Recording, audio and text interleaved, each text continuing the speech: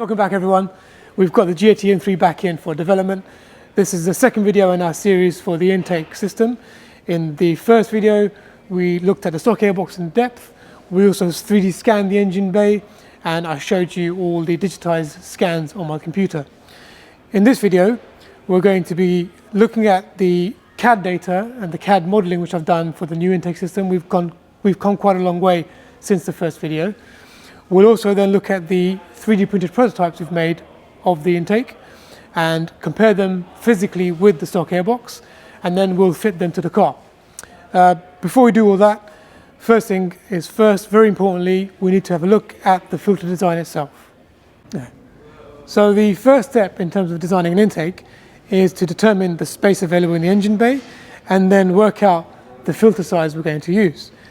Now, we wanted to keep the iconic Eventuri housing in this intake, so I've got 3 filters in front of me which we use in those housings. The first one, the smallest one you use, is the filter for the F8x M3 intake. Now remember, there's 2 of these per intake, and customers are using this successfully in hybrid turbo builds over 800 horsepower, so more than capable of flowing that sort of power. The next one up is this one, which we use in our F90 M5 intake system, also the F10 M5. And on the F90 M5, again 2 per intake. That intake, or those cars, are flowing demands of over 1,000 horsepower. So more than capable of being used in this car as well. Finally, the biggest filter we make.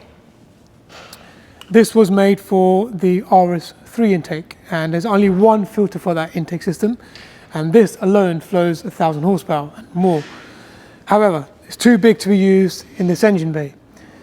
So I could very easily use the filter for the F90 M5. However, as this is a very special car, it's arguably going to be the last combustion engined M-Power car from BMW. We thought, let's do something a bit more special. So we designed a brand new filter, a brand new size, to maximize on the available space to give us the best flow rate possible.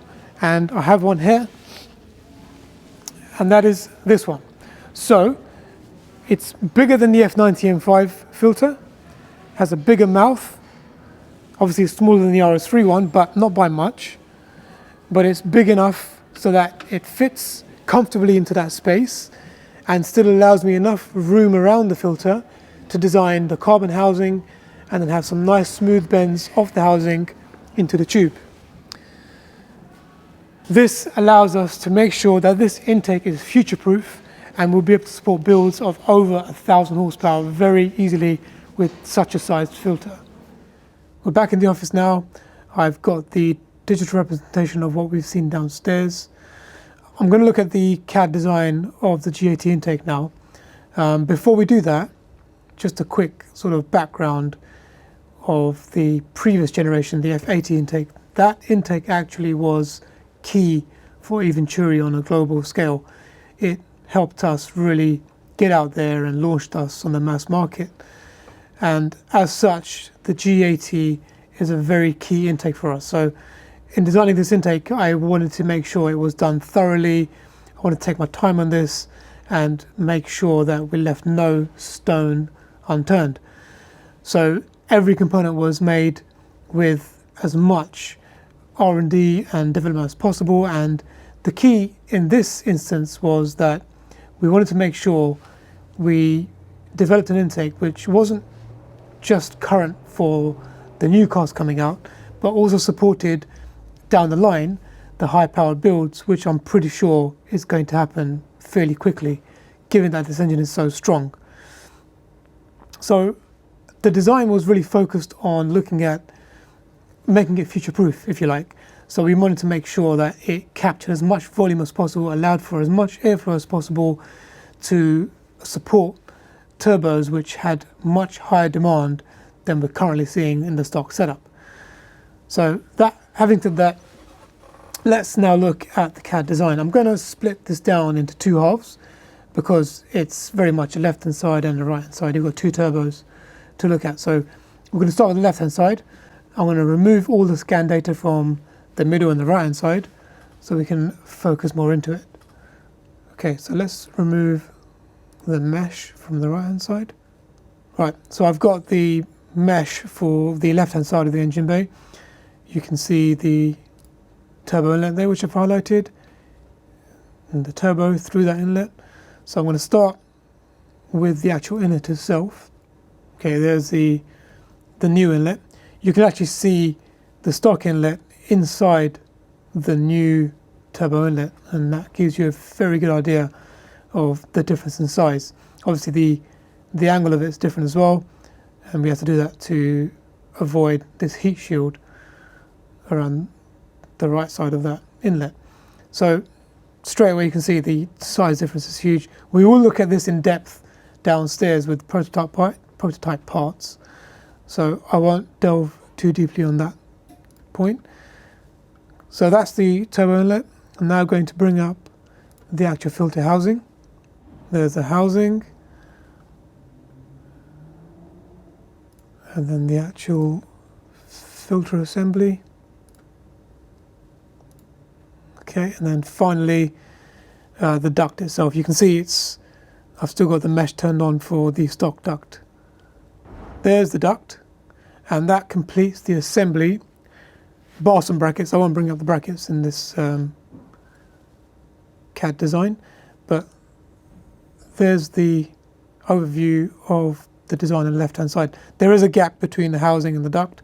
That's because in the actual physical components we have a rubber edging which seals the duct to the housing. So as compared to the stock intake on this side, it's much more direct. The flow path is very straight, so it comes in from the back here, through that duct, straight into the filter housing, and then straight into that turbo inlet, into the turbo. The stock airbox is much more convoluted. It goes up into the airbox, turns around pretty much 180 degrees into the filter, and then through the inlet, which will show you a comparison downstairs after we've seen the CAD. While I've got the CAD assembly in front of me, I'm just going to do a cross section to illustrate the path itself. So let's do a cutout.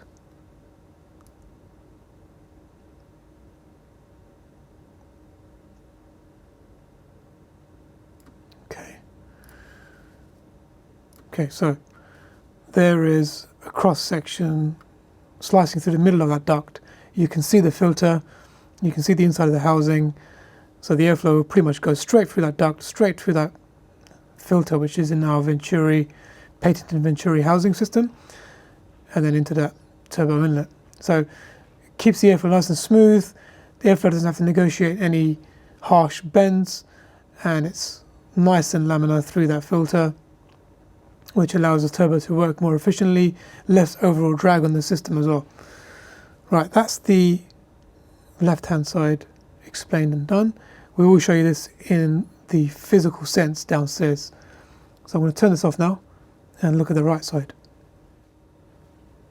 I've now got the mesh data of the right-hand side, or the front and the right-hand side of the engine bay, which is where the other side of the intake sits. The turbo inlet's here now, and you can see it's very different from the other side. Let's start by bringing up the new turbo inlet. Now, before I do that, just a word on the turbo inlets. The main reason why we have redesigned the turbo inlets is because, as we've seen with other designs we've done, for instance, the Audi RS3 and the Audi RS6, the turbo inlet being the first thing the turbo sees, if you like, is crucial for restriction. So with stock inlets, we typically do see they create a lot of restriction, and this is more apparent when the car's tuned and also when you're using hybrid turbos. So by redesigning the turbo inlets to make them larger, we do future-proof the whole intake system, and it allows for people to run higher power with less restriction on stock and hybrid turbos. So let's bring up the new turbo inlet for that right hand side turbo.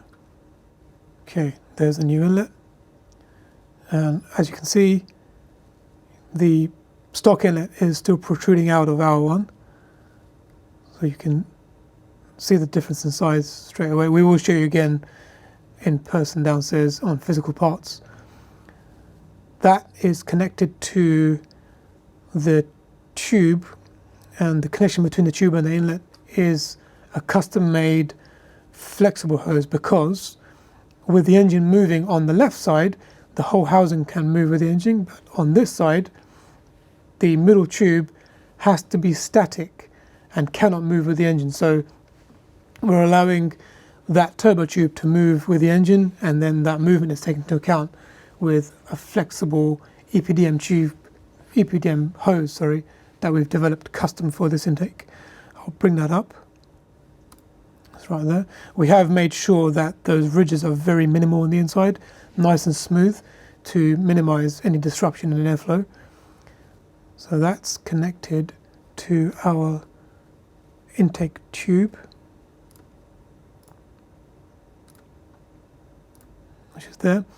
That tube is as big as we possibly could make it, taking into account everything around it. You can see it's very tight with all the ancillaries. There's an alternator back there as well, and belts, and obviously a radiator from the front. Oh, sorry, not radiator, but actual bracing in the front.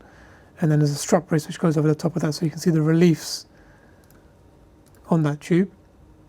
The opening of that tube is 4 inches, so it's a lot larger than the stock airbox and the stock tube. That connects to the new housing on this side, which I'll bring up.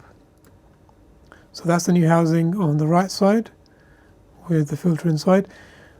One of the reasons why you can see a curvature of that housing, you can see the tube sort of angles itself upwards, and then the housing has this downward slope. The reason for that is twofold. First of all, there's a solid tube, which you can see, my mouse is sort of pointing to it, which goes underneath that hose, that housing. And to make a direct housing over that required quite a large relief, because we've made it so big.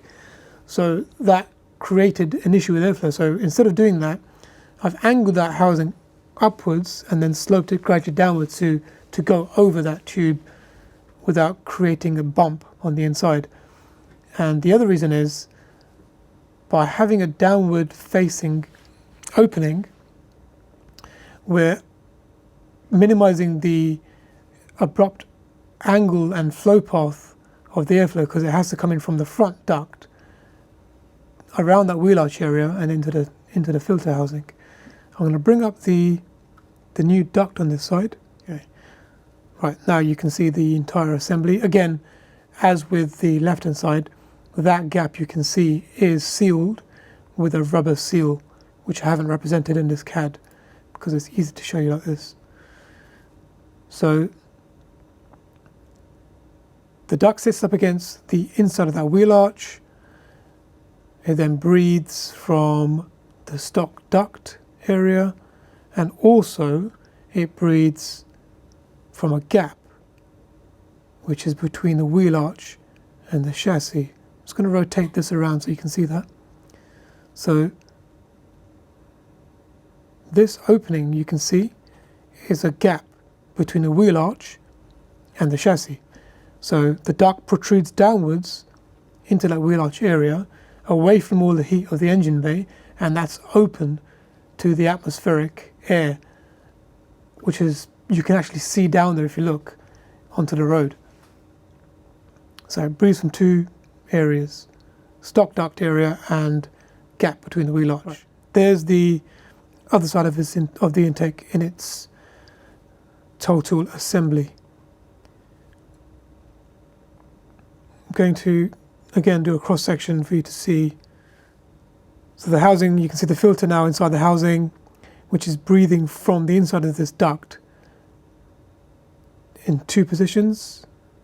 This section around here, which is between the wheel arch and the chassis, and then the duct, which is there, this stock duct area. You can now see the cross-section of the housing and the tube all together with the inlet.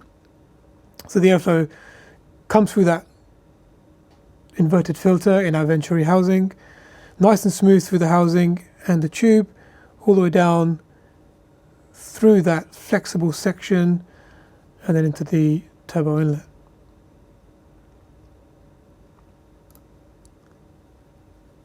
So we've maximized the volume wherever we can throughout the entire system. We've added a secondary cold air feed in that duct, and everything works as well as can be in terms of the geometry given. Right, that's both sides of the intake explained. Let's now go downstairs and look at the physical parts and do a comparison between the physical prototypes and the stock airbox pieces. Now that I've shown you the designs upstairs on CAD, let's have a look at the physical prototypes we've made. We're going to start with the actual turbo inlets themselves. This is the left side turbo. So this is the stock inlet, which directly secures to the turbo on this side.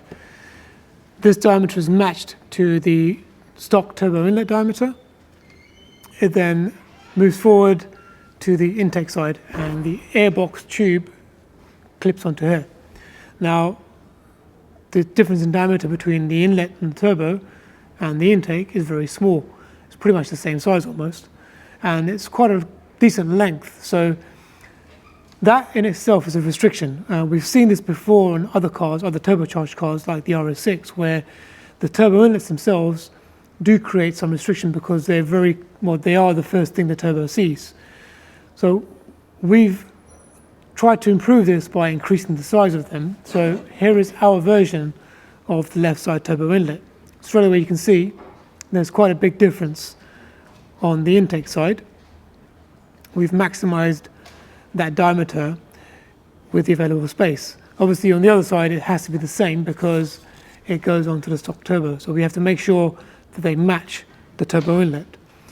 So by increasing that diameter, it straight away removes this restriction from the stock system. Similarly on the other side, so this is the turbo which sits in front of the engine. A bit more complicated. It has a 90 degrees bend going upwards, and then the intake sits on top. So this is where the turbo is secured into the turbo. There's a breather insert on top here, and then the top of the inlet is where the intake sits. It's slightly better than the other side. It does increase in diameter from the stock inlet turbo side to the intake side. However, we have again improved this. So here's our version. Again, it's a larger diameter. We couldn't go as big on this side because of the restriction in space. There's a radiator just in front of it, and there are other hoses around. But we've gone as big as we can. And again, we've matched it to the stock turbo on the other side. So that's the inlet side of things done. Again, this will also come into its own when the cars are tuned. So when the turbo is demanding more air, especially for hybrid turbos, these inlets will make a bigger difference. That's done. We'll now look at the airbox itself. So similarly to what we did upstairs, we will start with the left side intake system. So this is the stock intake on the left side of the engine bay. The airflow is pulled in from the duct, which sits behind the headlamp. So there's no actual direct cold air feed, but this sits just behind the headlamp area. So the airbox pulls air in from this duct, which travels through this section and then into the lower part of the airbox. The airflow then has to go up 90 degrees through a panel filter, which is like a cuboid shaped panel filter. Goes up 90 degrees into the top part of the airbox, then has to turn 90 degrees again into this tube, which then itself has a curve which connects to the turbo inlet, which we just showed you. So if you look at this airbox, it's quite a convoluted route which the airflow has to take. It's going through the duct, up 90 degrees, changing at 90 degrees into the tube, and then around this bend into the intake, the inlet of the turbo. We've changed this very drastically. Our system is very direct. There literally are no 90-degree turns. So in our system, this is the duct. It's much bigger. It sits again behind the headlamp area, but it travels from this side through the duct straight into the housing, which is our patented Eventuri housing with our reverse mounted filter, straight into the housing, through the filter, which is conical in shape on the inside, so there are no 90-degree turns, and then straight out of the housing, and that connects directly onto our enlarged turbo inlet, which is straight into the turbo. So it's very straight as compared to the stock system, which goes 90 degrees, 90 degrees again. It's pretty much 180 degrees before it reaches the tube and again turns around into the inlet. So much more direct, much smoother, which allows the turbo to work more efficiently. It means the turbo has less drag on it. So we should see the benefit of that in the car, especially on higher powered cars as well. I'll take this apart just to show you the assembly. So that's our filter mounted within the housing. It's a reverse mounted filter, which allows the airflow to be nice and smooth as it negotiates its way through the filter and through the housing. Compare that with the stock airbox, which is much more cuboid in nature, many more corners, and every corner in that airbox will give rise to turbulence, which increases the overall drag of the intake system. So much more direct, much smoother, better for the turbo, allows it to work more easily. Let's move on now to the right-hand side of the intake system. So moving on to the front of the engine. So this is the intake which runs from the front of the engine all the way around to the right-hand side. I've got the stock assembly and the Eventuri version. So let's look at the tube first. The stock tube has 3 flexible sections in it, obviously to allow for engine movement because the airbox is hard mounted to the chassis. We've changed that, so we've removed all 3 and replaced it with just the 1 flexible section because again, our tube is mounted to the front of the car where the chassis is with these 2 mounting points, and then the filter housing is mounted to the front duct, which is mounted to the chassis. So we do need some movement, which is then taken into account with this flexible EPDM section, which we've custom made for this intake. The tube itself is larger than the stock tube as far as we could go. You can see the depth of it is bigger than the stock tube. It is bigger in diameter laterally as well. Curvature wise, it's similar to the stock system, which is pretty decent. It's not too sharp in terms of bend. And then it connects to the filter system. So I'm going to show you that separately. I'm going to remove the tubes and we'll show you the filter system separately. I've removed the tubes from both assemblies. We've got the stock airbox here without the tube and obviously the Eventuri housing without the tube. Looking at the stock airbox, very similar to the other side. We've got a panel filter in there, a flat panel filter with plenty of corners, which is not good for airflow, creates voids and turbulence. This airbox again connects to the stock duct, which extends out into the back of the headlamp area. So again, airflow comes in from that duct, up 90 degrees, again turns 90 degrees in the top section of the airbox into the tube, which we just showed you. One of the things I can show you straight away is the difference in size with the outlets of this airbox compared to our one. As you can see, we've increased our one much more than the stock one, which again transverses onto the tube. This one is a printed prototype, so it's slightly deformed. It should be round, but we have been testing this, which is why it's deformed. So the internal diameter of our one is 4 inches, which is a lot larger than the stock one. Now, again, we're using our patented Eventuri housing. So you've got our reverse mounted cone filter inside this housing, which allows for a much more direct airflow as it goes through the filter. Now, this housing connects to our duct. So if I show you how that looks in the car, it's basically like this. The duct that we've designed sits up against the wheel arch area, which is that opening there, and connects to the stock duct at the base. So the filter is pulling air in from this area, which connects to the stock duct, which extends out to the back of the headlamp. However, we've also added a second cold air feed to this duct, which is this opening here. This is going to be clearer when I fit the duct to the car. I will show you where that second opening is. So we've actually got two cold air feeds to this side of the intake. The stock duct and the opening which extends into a gap between the wheel arch and the chassis. Now I'm going to show you that just in a moment as we install this to make it clearer to see. So I'm about to install the duct. Let me show you the gap I was referring to for the secondary cold air feed.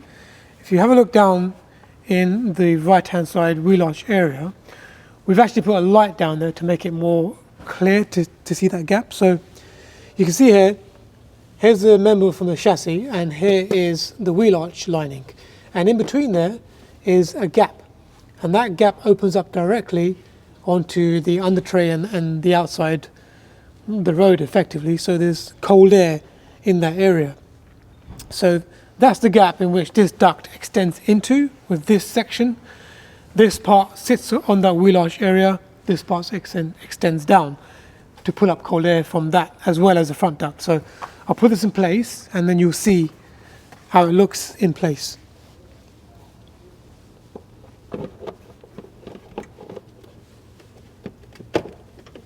Okay, so that duct is in place now. You can see the opening where the filter housing actually sits. You can see the wheel arch which it seals against, and then I'm not sure if it's clear in the camera, but down there is the gap which I was referring to, which it also pulls air in from. You can see the light which is coming up from that gap between the wheel arch and the chassis, and that's the secondary cold air feed which this side of the intake draws air in from. So we finished the comparison between the stock intake and the prototype. I'm now going to install the rest of the system and show you what it looks like in the car.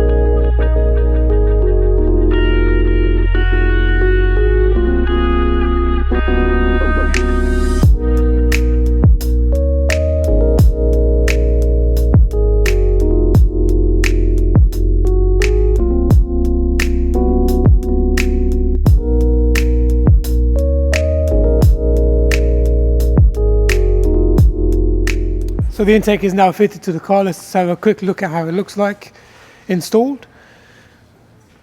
Starting from the left side, obviously, as we explained earlier, it is very direct. So whereas the stock airbox sits in this gap over here and the intake pipe turns into that turbo inlet, our one is much more direct, much more straight. So you've got a space here, but you've got a much more functional system. We could have made this more pretty, so to speak, and filled this area, but obviously we've gone for function over form, so that's why this intake looks like this on this side. So it's much more direct, straight from the back of the headlamp area into the duct, into the inlet, which is the filter system, and the turbo inlet. So very direct, very straight. And then moving on to the front and right hand side of the intake, we've got our larger tube. You can't see the turbo inlets, of course, but now you can see the rest of the intakes. Larger tube which fits onto our housing. The housing itself curves upwards and then goes down slightly because there is some hard piping underneath to avoid. And then into the duct. The duct sits against the wheel arch area, pulls air in from, again, the back of the headlamp, and then also the secondary inlet from the gap between the arch and the chassis. So that's the intake in its entirety. Obviously, once this is made in production, it will be carbon fiber, so it'll be much more aesthetically pleasing to look at. But this is a functional prototype which we're now going to use to test with. So in the next video, we will look at the performance data, and we'll also look at the carbon fiber production versions of this intake system. So please do join us again for the next installment of the G80 M3 intake system. Thank you so much for watching, guys. If you liked the video, please remember to smash that like button, and if you haven't already, please subscribe to our channel. If you want to join the conversation, please drop a comment below and we'll try our best to respond to you. If you want to watch more of this project, you can do so over here. If you want to watch what YouTube thinks you might like from our other content, you can do so over here.